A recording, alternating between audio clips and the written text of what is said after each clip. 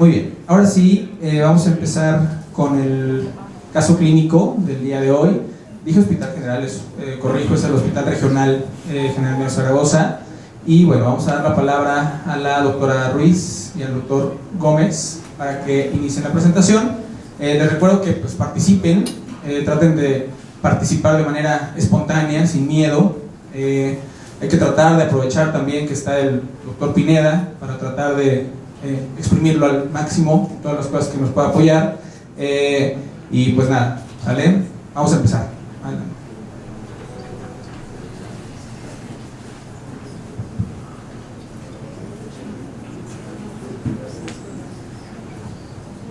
Muy buenas noches tengan todos ustedes. Esta noche nos tocó presentar el caso al Hospital Regional General Ignacio Zaragoza y estaremos con ustedes, su servidora, Clara Ruiz Gudiño, y el doctor Carlos Alfredo Gómez de la Cruz. Bueno, empezamos con la ficha de identificación. Es una paciente femenino de edad de 74 años, originaria de la Ciudad de México. Ocupación, comerciante desde los 12 años, escolaridad primaria incompleta, estado civil viuda, religión católica. Antecedentes heredofamiliares: hermano con cáncer de próstata afinado, otro hermano con cáncer de testículo afinado. Resto fue interrogado y negado. Antecedentes personales no patológicos: habita una casa propia que cuenta con todos los servicios intradomiciliarios. Dieta buena en calidad y cantidad y hábitos higiénicos adecuados. Antecedentes personales no patológicos: zoonosis negativa, hacinamiento negativo, COMBE negativo, exposición a biomasa desde la infancia, niega alcoholismo, niega tabaquismo y niega otras toxicomanías. En antecedentes personales patológicos, en ginecobstétricos, tiene una gesta de 3, partos 3, enfermedades crónicas, cuenta con insuficiencia venosa de larga evolución en tratamiento con pentoxifenina y manejo quirúrgico, úlcera venosa de 2 años ya remitida. Quirúrgicos: colecistectomía hace 35 años, cirugía vascular por insuficiencia venosa hace 25 años. Antecedentes personales no patológicos, continuamos: infecto contagioso, interrogado y negado. Traumáticos: hace 1 año, accidente automovilístico, presentó contusión en la región temporal derecha sin complicaciones aparentes. Alérgicos: interrogados y negados. Transfusionales: interrogados y negados. En cuanto al padecimiento actual, la paciente inicia su padecimiento hace 1 año, posterior a contusión en la región temporal derecha, con una otalgia derecha punzante y urente, intermitente acompañado de otorrea purulenta escasa e hipoacusia ipsilateral progresiva. 5 meses después presenta otorragia derecha en una ocasión escasa que se autolimita. Niega vértigo, niega hipertermia, niega pérdida de peso y niega otros agregados. En su estado actual, hasta el momento había sido tratada con antibiótico-terapia tópica y sistémica variada, con escasa mejoría y AINES. Hace 1 mes, previo a su ingreso, se exacerba cuadro con otalgia otorrea fétida escasa y otorragia derecha.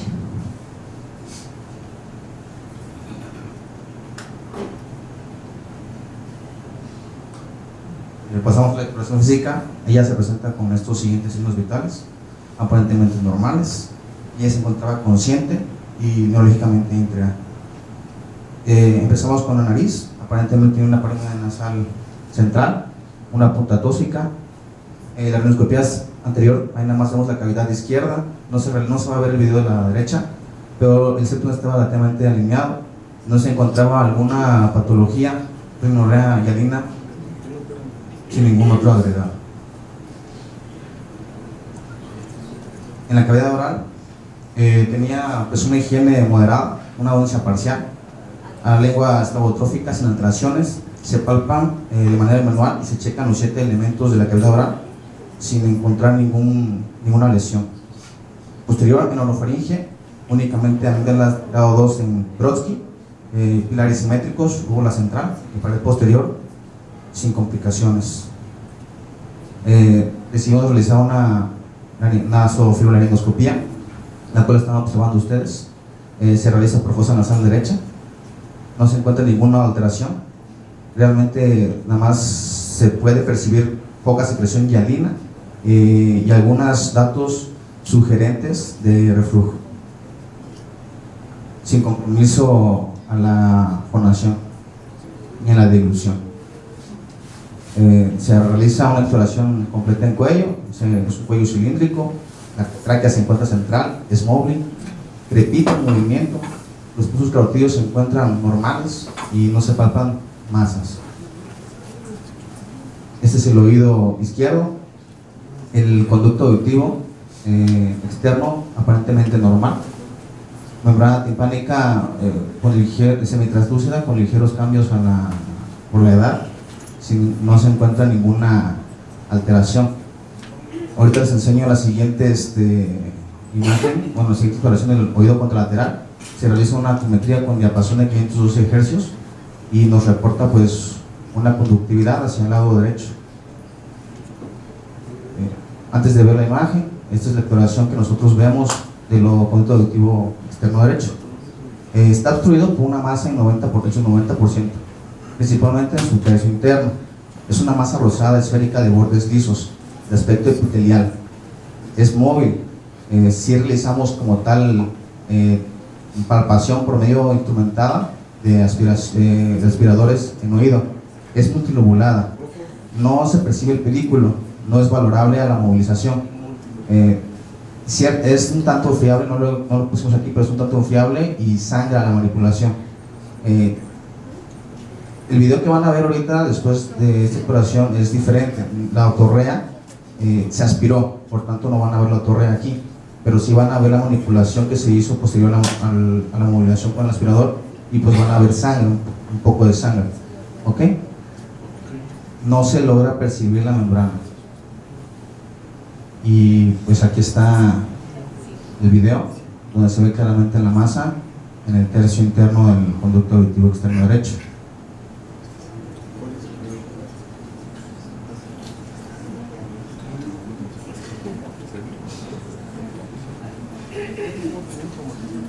¿Hasta aquí alguna duda de la exploración física?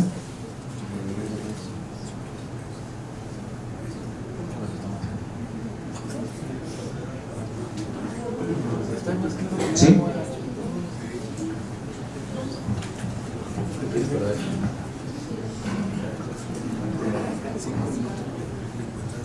Eric Montes del INR, movilidad facial Íntegra.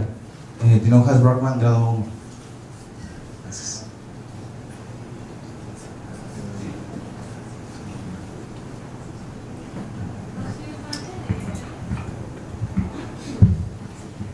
¿El tumor era pulsátil?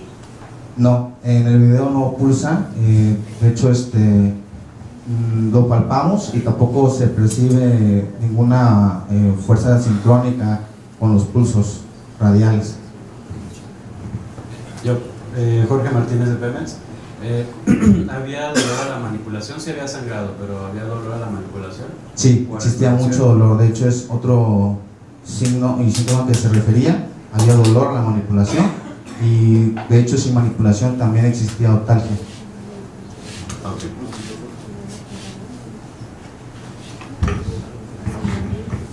Mónica Paz, de Adolfo López Mateos. Adenomegalias en cabeza, cuello, alguna lesión en pabellón auricular. El pabellón auricular estaba íntegro, no tenía ninguna lesión. También en región retroauricular, ni preauricular. El cuello no existían megalias, tampoco retroauricular existían megalias.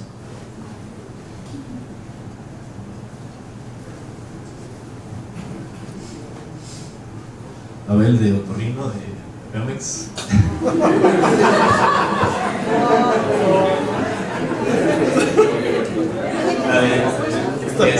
Respecto a la hipoacusia, esta hipoacusia no la mencionaste en la historia, pero me parece que escrita sí estaba, nada más que no la defino muy bien si era progresiva, si fue súbita, si fue intermitente. Sí, es progresiva.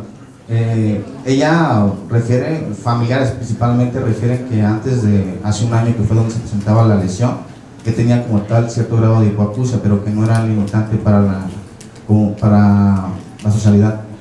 Sin embargo, al momento de la presentación de las molestias, ella refiere que fue aumentando progresivamente.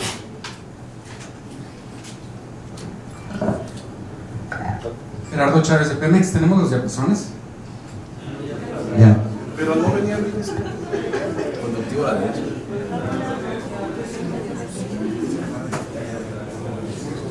Puro conductivo.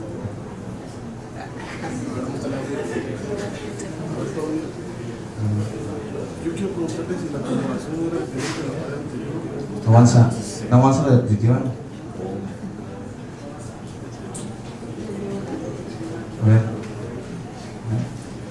¿Dónde?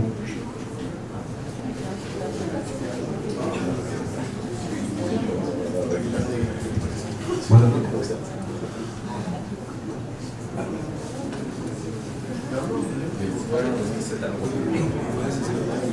Una pregunta. ¿Sí? Adrián Guerrero Torrino del Juárez. A la exploración física, dicen, aspiraban a autorrea. Al aspirar y manipular, la tumoración era friable. Sí. Esta tumoración es dependiente del CAE en la pared anterior, pared posterior. ¿En qué tercio o no lo identificaron? El pedículo no lo encontramos. Realmente en la imagen y el video se ve más respetada la parte anterior. Pensamos en superior, posterior e inferior, pero a la exploración física no se logra visualizar. ¿Y está en tercio medio o tercio interno? Interno. Tercio interno, ok. Preguntan también, doctor, del Hospital Civil de Culiacán, si presentó disfagia en algún momento y si tiene algún grado de inmunosupresión, algún factor para pensar en inmunosupresión, y si notaron erosión en el epitelio, pero obviamente lo dije. No había disfagia. Erosión, bueno, pues ahorita que veamos las tomografías. ¿Y la otra pregunta cuál era? Si había notado algún grado de inmunosupresión. No, hasta el momento no se ha diagnosticado diabetes y tampoco ella cursa con algún algo que comprometa ningún tratamiento inmunosupresor tampoco. Gracias. ¿Perdón?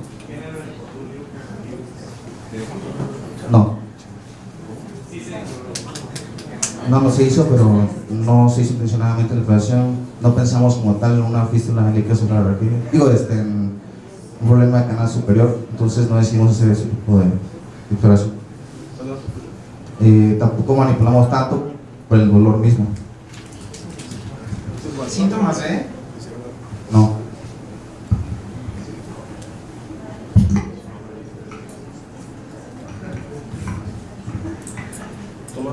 Ahora aquí está la paciente.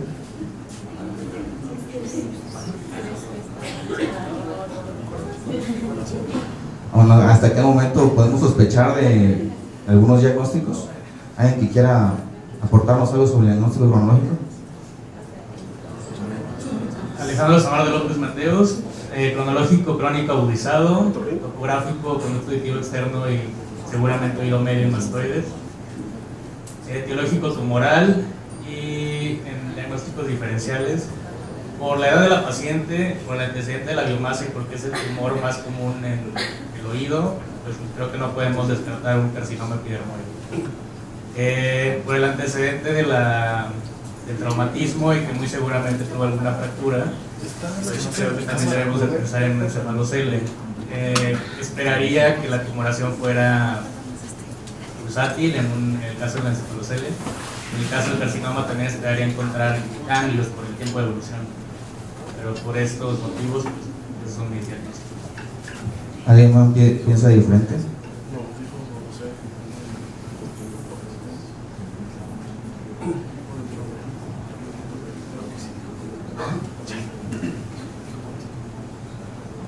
¿Sí? Bueno, también yo creo que por frecuencia. Yo creo que también por frecuencia habría que pensar en un colesteatoma que haya migrado, que seguramente pudo haber tenido una fractura. Por frecuencia nada más pensar en eso. Otorreal. Ya digo, es una infección asociada, pero no hay que descartar. Es un paciente que tiene otorreas y son intermitentes, mejoran con el tiempo. Pues sí entra una media crónica. ¿Qué pediríamos de instancia? Pues regalamos esta.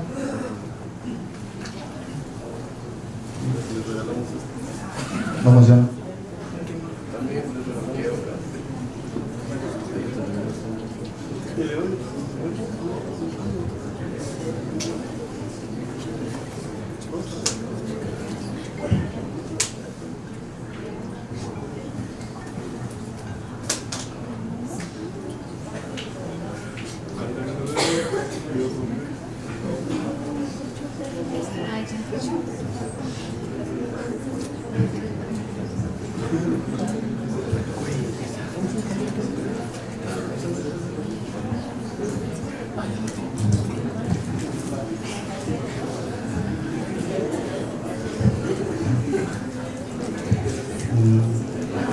Sí, ya. Bueno, pues tomamos laboratorios pues, de rutina. No hay una aparente morbilidad ni cambios que nos hagan pensar en algo sistémico.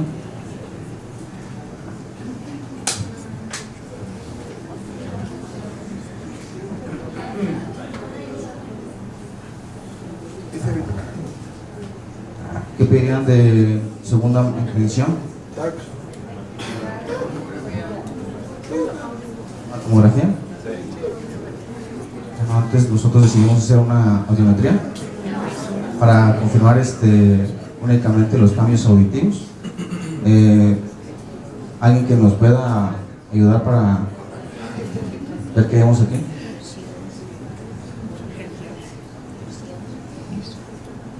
¿Listo?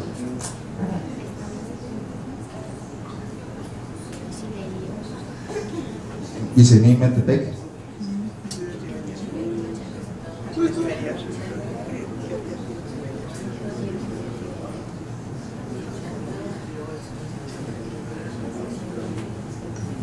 Hospital Español.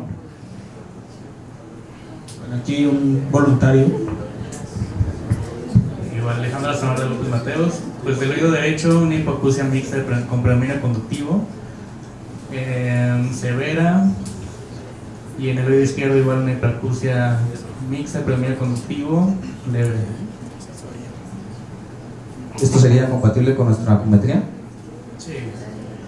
Sí, sí lo es. Obviamente faltaría que hiciéramos los demás diapasones, ¿no? Faltaría 1000, 2000, 4000 para ver si existe como tal una pérdida neurosensorial del oído, pues aparentemente al acumetría 500 tenemos una hipoacusia conductiva. Después decidimos hacer un tímpano, una epidanzometría y unos reflejos tapediales. Únicamente se realiza el lado izquierdo, el derecho se difiere por decisión del paciente, principalmente por el dolor, ya que no toleraba, posterior a la manipulación en consultorio, la introducción para realizar el estudio. ¿Alguien más que nos pueda ayudar para ver qué vemos aquí?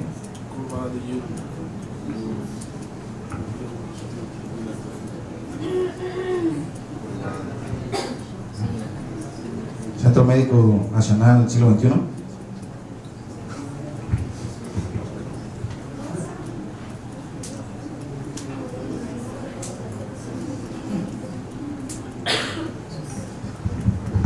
Es una curva A de Jäger. ¿Qué, perdón? Una A. Una. ¿Cuáles son los parámetros de la curva A de Jäger? De 0.5 a 1.5 de presión y de Confianza, ¿no? confianza, perdón, sí. Y de menos 100 a más 100 de presión. ¿En niños o en adultos esa confianza? En adultos. ¿Adultos? ¿En niños cuál sería? ¿En que nos ayude?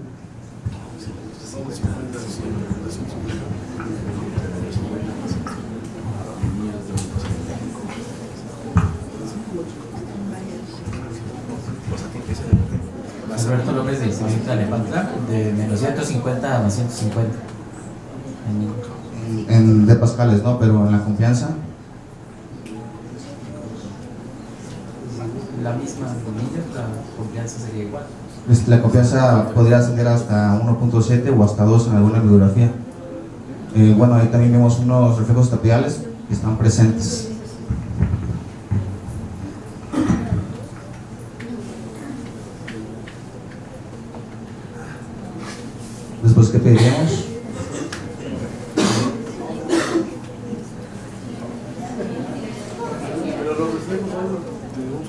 Bueno, aquí tenemos la tomografía. Primero voy a dar los cortes axiales y después veremos los cortes coronales. No hay sagitales. En esta tomografía tampoco existe contraste.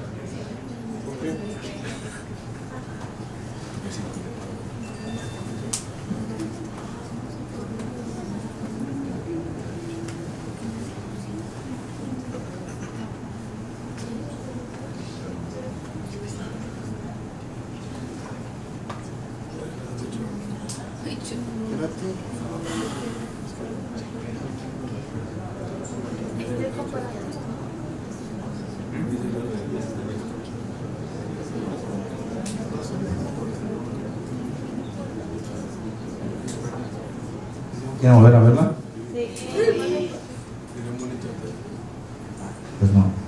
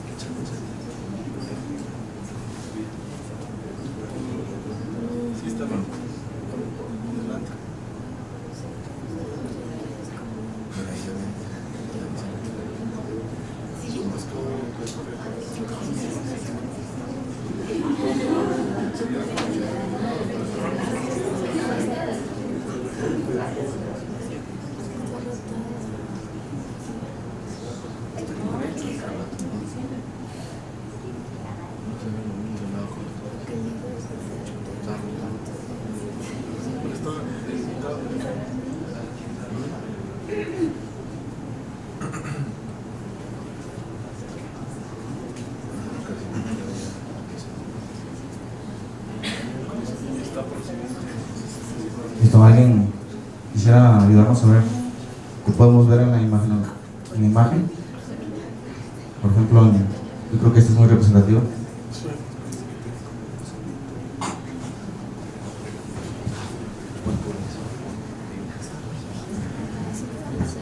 Paola Duque del General, pues se observa densidad de tejidos blandos en todo el conducto auditivo externo en la parte interna.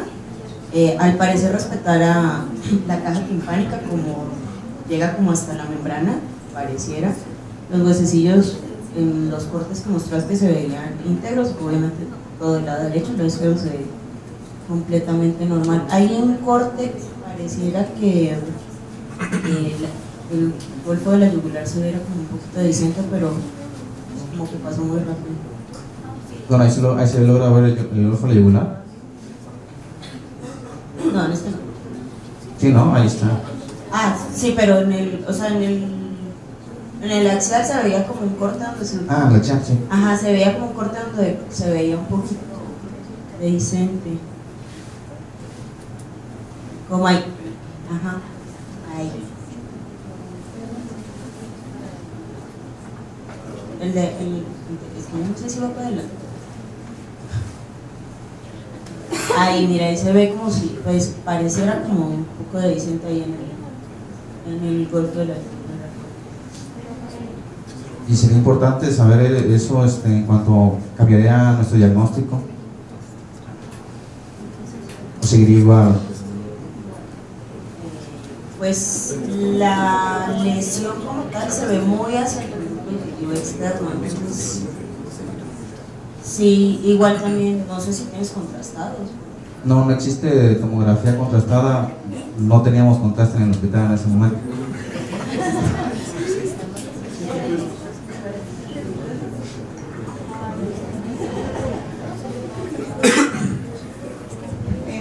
Muy a pesar de que si pensamos en algo maligno, o sea, en etapas precoces, la erosión, bueno, en las primeras etapas del TNM solamente abarca conducto auditivo, sin la membrana timpánica, y puede o no existir una erosión ósea. Entonces, yo no cambiaría mi diagnóstico.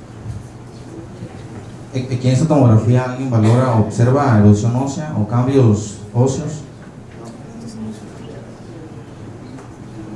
Si observa remodelación, es difícil, ¿no? Porque de por sí somos asimétricos, pero el conducto auditivo externo derecho es ligeramente más ancho que el izquierdo, tanto en altura como en distancia anteroposterior, pero sí existe ciertos cambios.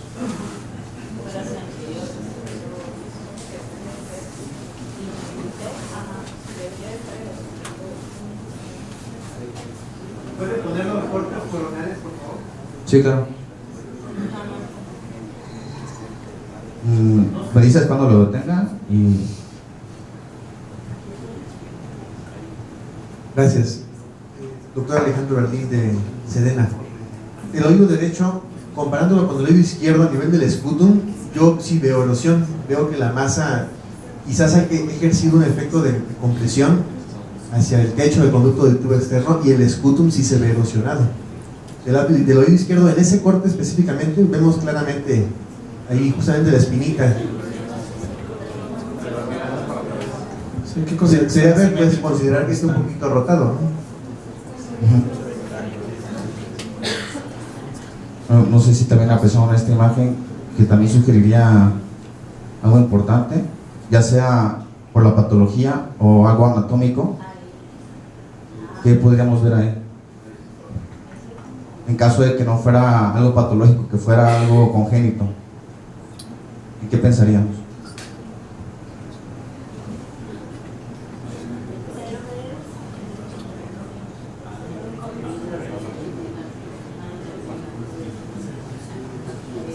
No, recordemos que existen dos tipos de fisuras, ¿no? Una monofisura y un conducto foramen. La fisura cartilaginosa, principalmente la fisura de Sartorini, que persigue puede ser anterior o posterior. Y en óseo, pues pensaríamos principalmente en el conducto de Hushka, que pues obviamente es óseo, como pueden ver, y casi siempre es, bueno, no es casi siempre, siempre es anterior, ¿no? Hacia la fosa glenoidea. Esto que aportaría información para la patología que estamos pensando, cambiaría nuestro diagnóstico.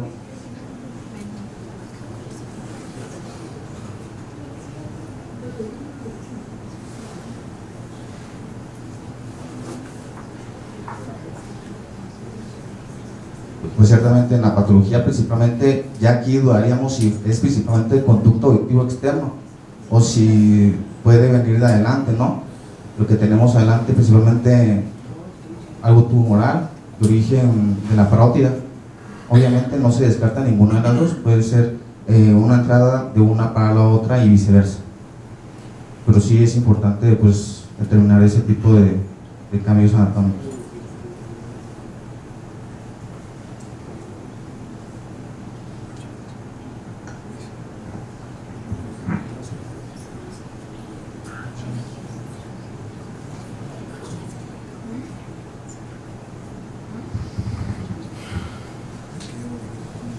El siguiente estudio que pediríamos, nada más del Hospital Civil de Culiacán igual, o sea, nos están mencionando los cambios que ellos también identifican en la tomografía, coinciden con todos los que ya hemos visto acá del bulbo del ayunar procedente, y ellos mencionan que no se observa erosión ahí en el conducto, nada más la isodensidad que estamos en el conducto activo externo, ¿no? Bueno, adelante, ¿qué otra cosa pedirían?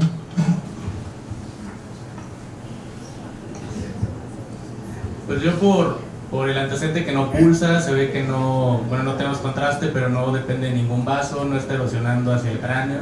Yo tomaría una biopsia y no le tomaría una resonancia. ¿por qué? Porque parece que no viene del cráneo, o sea, no hay riesgo de fístula de sobre raquídeo, no hay riesgo de sangrado, o bueno, aparentemente porque no viene de un vaso. Porque la indicación para una resonancia es cuando en la tomografía identificas que se está metiendo alguna otra cavidad, de la cavidad intracraneal o no sé, alguna otra. Bueno, realmente la biopsia la puedes determinar, ciertamente, como dijo el compañero, desde que tengas una imagen, cualquier imagen. Nosotros decidimos primero hacer una resonancia magnética para evaluar como tal todo el parénquima de la patología, pero sí no es necesario hacer una resonancia magnética. Es igual, primero paso los axiales y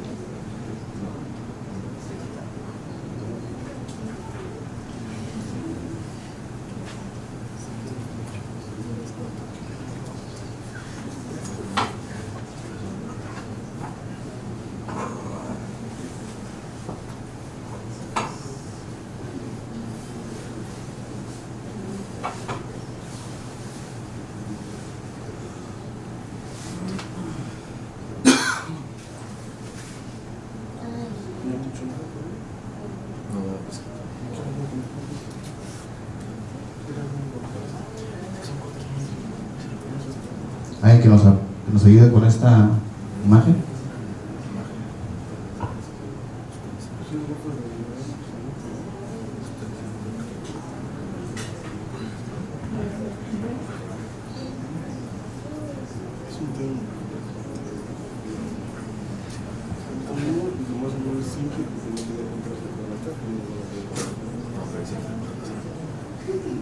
Los que están centrados en la mitad.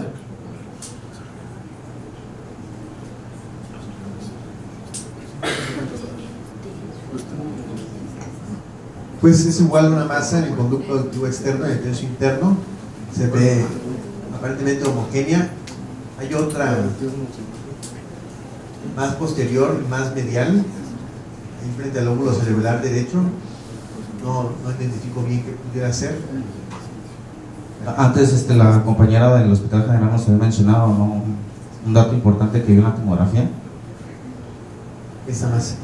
Ajá, no, recuerda, se ve así porque algunos flujos son lentos y otros son rápidos, ¿no? Puede ser como tuviera un trombo adentro, pero realmente se descarga todo eso cuando se hacen las demás fases de la resonancia magnética. Aquí lo importante, yo creo que la resonancia magnética, por eso también lo vimos antes, no es algo que siempre se da, pero en T1, T2 y T1, T2 y T1 contrastada existe como tal un patrón que nos puede indicar benignidad y malignidad.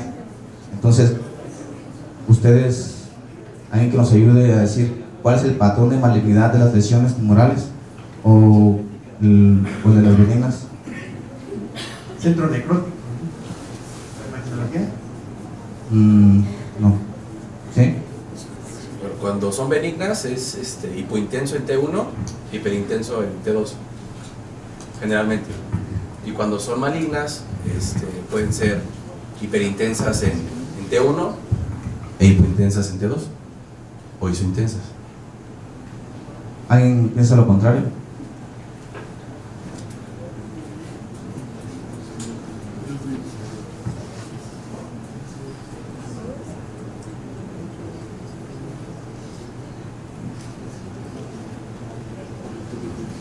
Que sería como un comportamiento similar a algo similar a los líquidos. Aquí con este patrón que tú acabas de describir, esta lesión, ¿cómo la catalogarías? ¿Como benigna o como maligna? Este es un T1 con contraste, ¿no? No, este es sin contraste. ¿Sí, contraste? Pues es isointensa a la sustancia blanca. Este es T2 o T1 con contraste. T1 con contraste, ¿no? T1 con contraste, y aquí realza, ¿no? Sí, realza de forma heterogénea. Y esta es la T2. Pues es que se ve como isointensa, igual a la sustancia blanca. Bueno, el SOM de cabeza y imagenología declara que el patrón de malignidad principalmente es una isointensidad o hipointensidad en T1 con una hiperintensidad en T2 y con una captación en T1 contra contraste. No siempre es así, pero ellos declaran que en la mayoría de las patologías como un 60% tiene ese patrón. Con finaliza el estudio del paciente y se realiza pues el último, que sería la biopsia, ¿no? Y declara una biopsia, una carcinoma epidermoide in situ, ¿sí?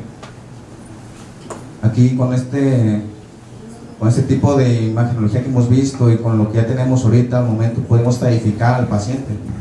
Alguien que nos ayude a estadificar al paciente. T1 en estadio 1.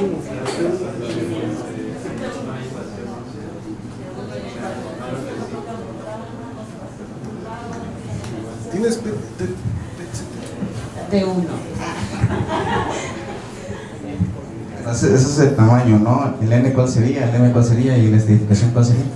Sí, lo que pasa es que no tiene ganglios, no hablamos de metástasis, entonces básicamente es un T1, no das más datos, pero no está tocando la membrana, está ubicado únicamente en el conducto auditivo, no toca más estructuras ni las erosiona, entonces ese es un T1, ¿no? Sí, bueno, estratificación hay dos tipos de forma de estratificarlo. Realmente la Asociación Americana del Cáncer no tiene un TNM para el oído. Tenemos una que es Pittsburgh y tenemos otra, pero nosotros utilizamos principalmente la del Pittsburgh. Y bueno, nosotros estratificamos principalmente entre dos, por los cambios que vimos para nosotros sí fue sugerente de remodelación del conducto auditivo externo. Ajá. Por eso lo clasificamos en un T2. Como no existe en... Sí existe una JC donde viene T1, T2 y T3, ¿no? Y el T1 está únicamente localizado a conducto auditivo. Cuando es T2 toca membrana timpánica y puede o no invadir caja, ¿no? Y demás estructuras. Y el T3 es cuando se sale ya fuera del conducto y toca hueso temporal o sebáceas mastoides, y esas son las tres que existen. Esa es otra clasificación, pero es una modificada por Modi, es muy diferente a la de Pittsburgh. De hecho se hizo esa modificación porque Modi se dio cuenta de que principalmente en esta clasificación no encontrábamos que pareciera que únicamente es una lesión del conducto auditivo externo, no menciona otros subsitios del temporal. En la otra, de la modificada de Modi, sí existe como tal mención de la agresión a mastoides, de la agresión hacia pared anterior. Esa es la otra clasificación, la clasificación de Modi. Nosotros utilizamos la de Pittsburgh y la dejamos en un estadio 2. En estadio 2, un T2 N0 y un estadio 2. Aquí con el plan terapéutico a seguir, ustedes, bueno, nosotros ahorita le decimos qué hicimos nosotros, pero ustedes qué le harían a este paciente. Pues lo que está escrito es que T1 y T2 es cirugía o radioterapia y T3 y T4 es cirugía combinada con radioquimio de manera general. ¿Alguien opina diferente? Es que en realidad T1 y T2 tienen muy buen pronóstico si están en etapas tempranas, tienen hasta un 95% de curación si es únicamente con cirugía. Y tienen una posibilidad de recidiva como a los 5 años y puedes usar radioterapia combinada. Una de las cosas que se nos están pasando y es importante es que el estudio histopatológico nos está dando un cáncer en sí. Entonces no tiene por qué dar alguna adyuvancia o hacer una cirugía tan radical si no ha sobrepasado la membrana basal. Sí es importante lo que dices, sin embargo, esto fue una biopsia en consultorio, es una biopsia incisional, no se ha determinado exactamente todo el tumor, aunque sí eso es cierto. Juan Carlos Hernández del INR. Lo que nosotros habíamos checado, tuvimos una paciente similar en el hospital y lo que vimos es que T1 lo que se puede optar es una resección en manga o una resección lateral de hueso temporal. La resección en manga no se recomienda por la mayoría de los autores, sino una resección lateral de hueso temporal. Se puede optar por una disección, una parotidiectomía superficial. Esa también depende del cirujano, independientemente si tiene enfermedad en parótida o no. Y la radioterapia ahí no necesariamente se tiene que dar. A partir del T2, todos los pacientes tienen radioterapia de consolidación.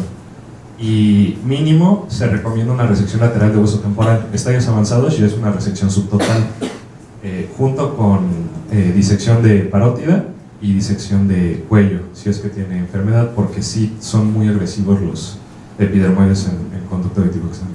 ¿Qué nos haría cambiar de opinión en hacer una resección lateral de hueso temporal o una subtotal?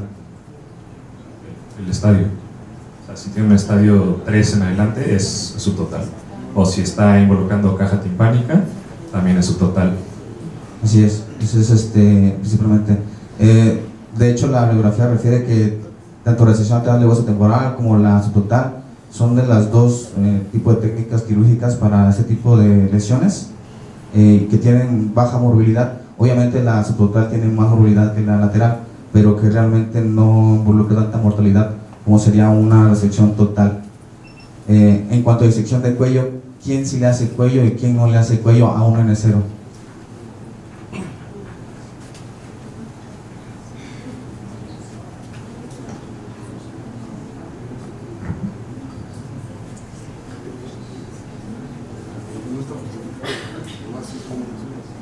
Hospital General de México.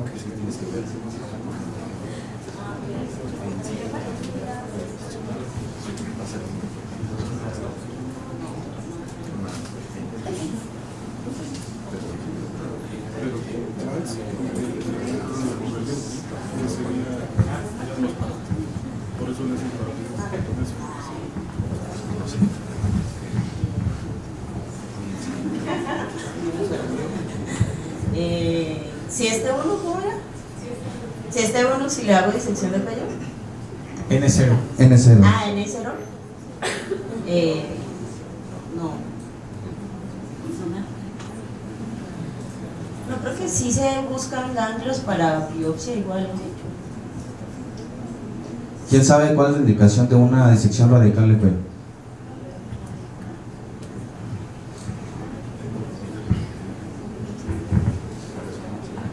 Centro Médico La Raza.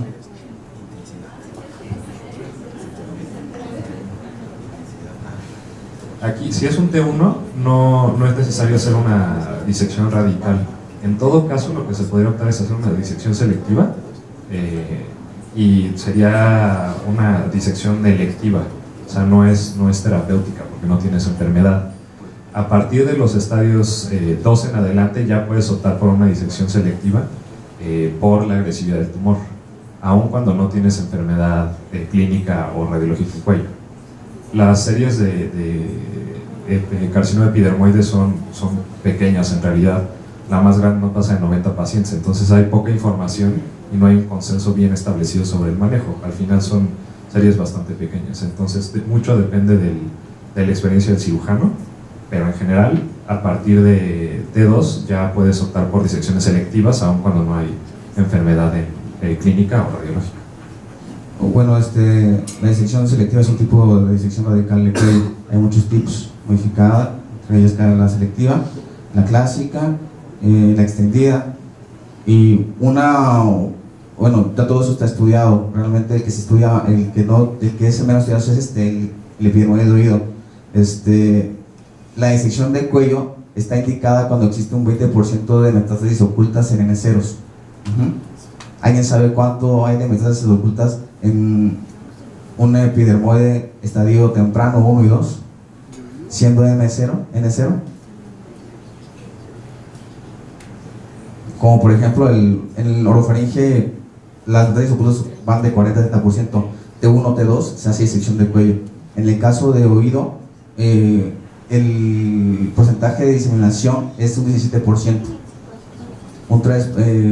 No hay tantas series como lo había dicho el compañero. Realmente la serie más grande que existe está en Italia, el doctor Nazaro, creo, tiene un porcentaje de 17%, pero varía desde un 7 hasta un 30%, lo que nos haría pensar que un epidermoide T1 y T2 puede tener metástasis ocultas. Nosotros sí decidimos hacer disección de cuello. ¿Qué disección o qué niveles ganglionares ustedes resecarían?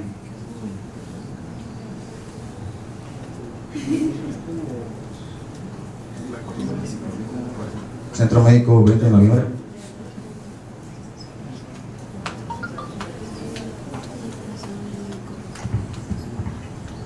Por la región, nos iríamos a los retroauriculares, preauriculares, occipitales,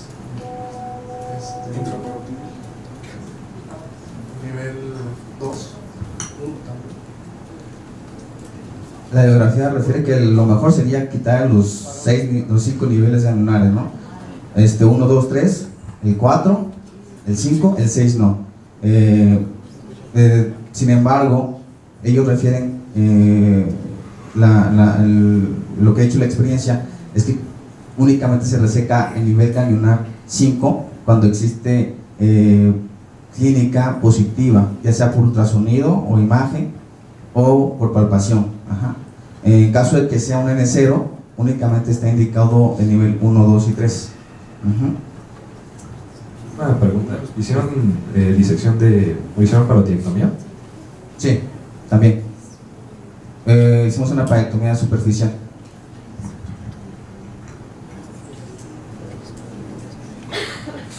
Bueno, aquí está la cirugía que nosotros hicimos. Primero empezamos con una mastectomía, con una incisión retroauricular. Hicimos una antrostomía primero, llegando al antro. Después abordamos el epitímpano, principalmente para empezar a resecar en bloque en las 4 paredes del conducto auditivo externo. En cuanto a la cadena osicular, la técnica Ritz-Yen, muchos, algunos quitan la cadena antes, otros lo quitan en bloque junto con el espécimen.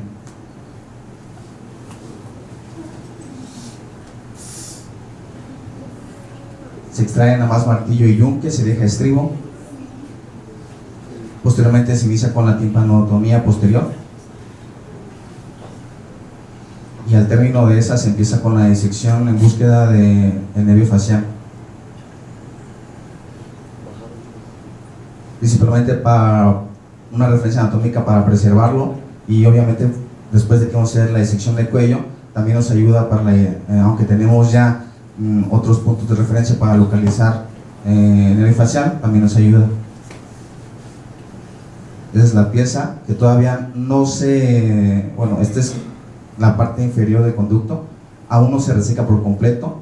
Primero se hace una parotiectomía superficial para exponer mejor la fosa glenoidea, y después se quitará en bloque por medio de osteotomías. Ese es el nervio facial. Y posteriormente se hace la osteotomía en la parte anterior del conducto auditivo externo, se reseca en bloque, y al final se ofrece y se regulariza la mastectomía después de que se extrajo el espécimen. Posterior a eso se inicia con las disecciones de los niveles de gangliones 1, 2 y 3. Hicimos una supramayoidea unilateral derecha.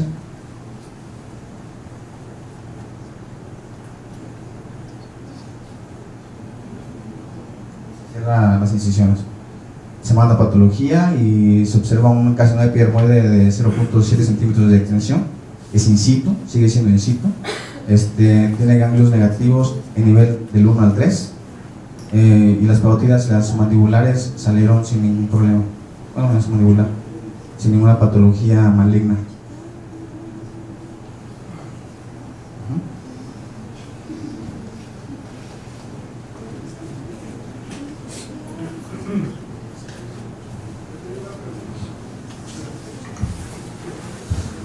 Durante las cirugías se mandaron transquirúrgicos. No se mandaron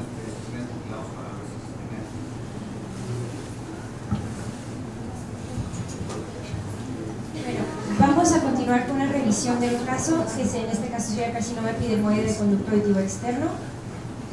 Y en cuanto a epidemiologías, como ya mencionaron antes, es un tipo de cáncer con muy pocos casos en el mundo, tiene muy pocos estudios, pero como epidemiología encontramos que el conducto auditivo externo, el oído medio y el hueso temporal tienen una baja incidencia de lesiones malignas.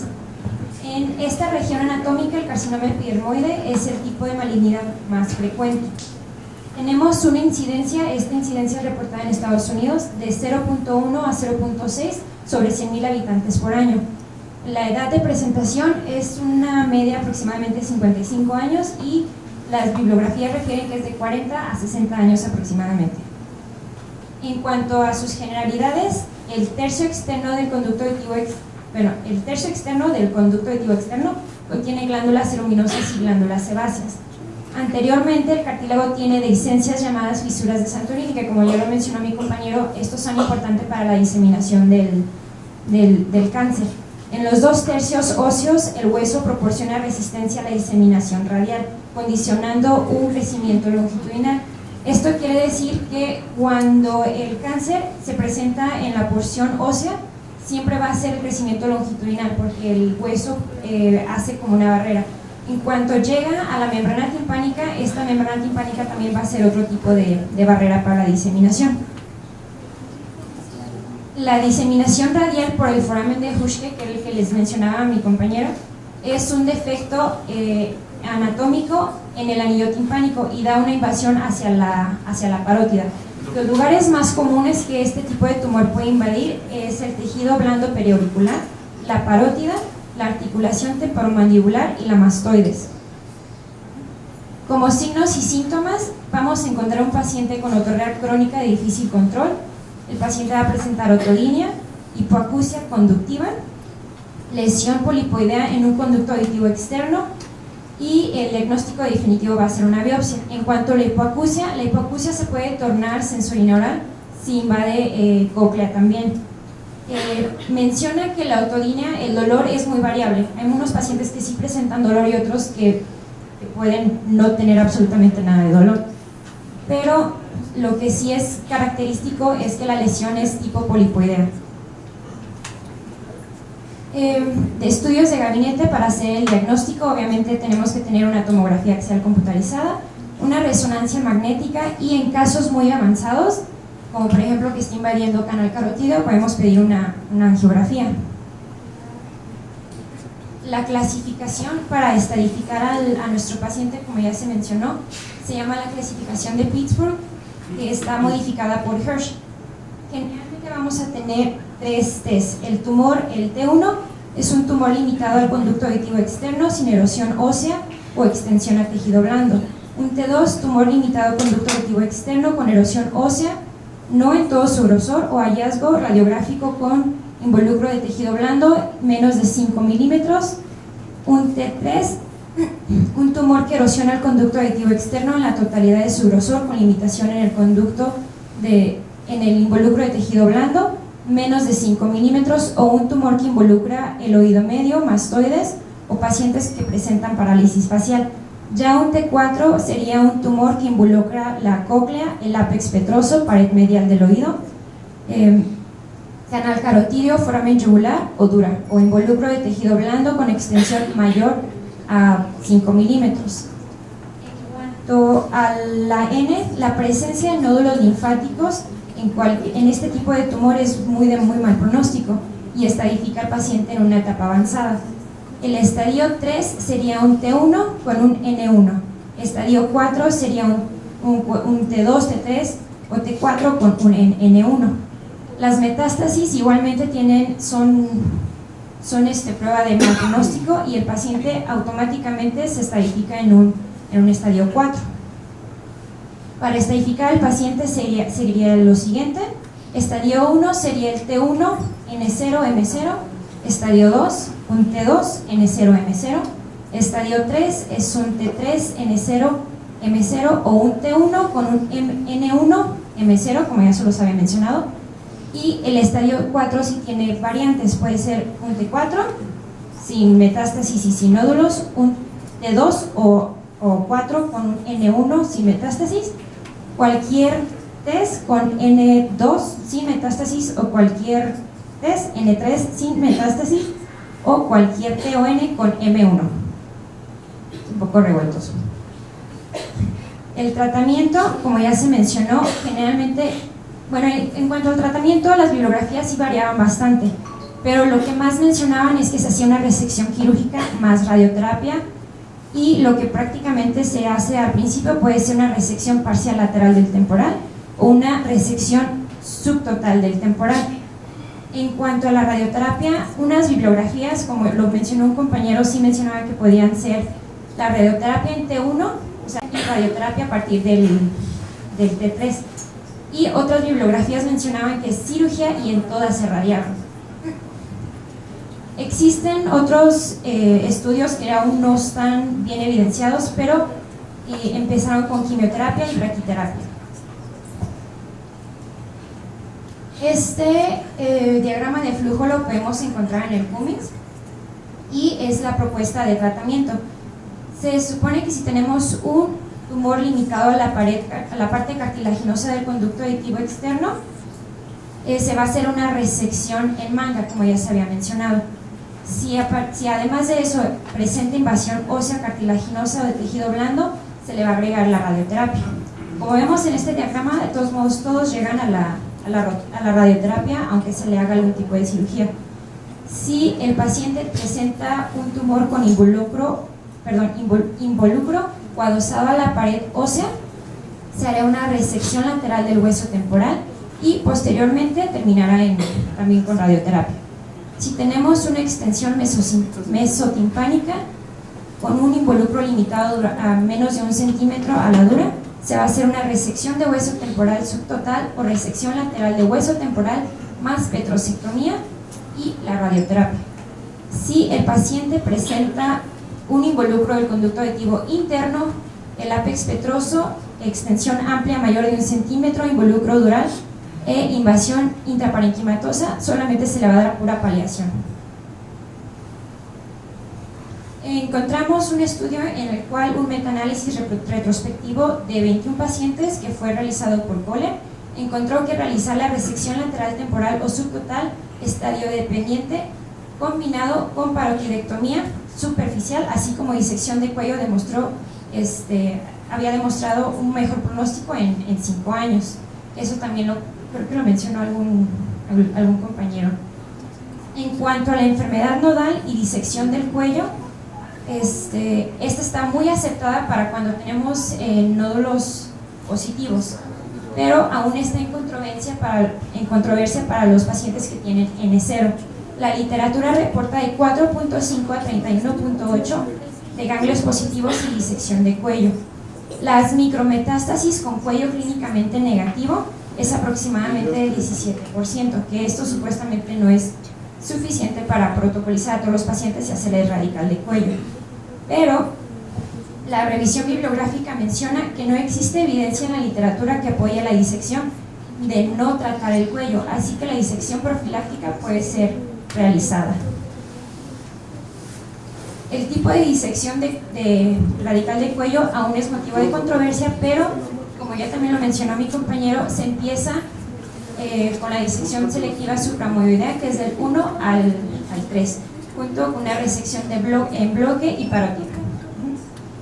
Los riesgos de metástasis al nivel 4 se consideran en casos de que los ganglios hayan sido positivos, y en ese caso se haría una cirugía radical clásica. El seguimiento mencionaba que los pacientes deben estar valorados mínimo 3 veces, mínimo cada 3 meses los primeros 3 años con una resonancia, y los tenemos que valorar mínimo por un periodo de 5 años. En cuanto al pronóstico, menciona que si la tumoración fue in situ, el paciente va a tener muy buen pronóstico. Las recurrencias se refiere cuando son locales, que es por no haber logrado unos márgenes libres, aunque el patólogo haya reportado que están bien pues los márgenes. Y mencionaba también que existe un peor pronóstico si la extensión se va hacia hueso temporal, que si la extensión es hacia tejidos blandos y a la región parótida. Y estas son las bibliografías. En el cual nos basamos más fue este estudio, que fue hecho en Italia, y fue el de más pacientes que encontramos, que fueron 47 pacientes desde 1983 hasta el 2008. Gracias.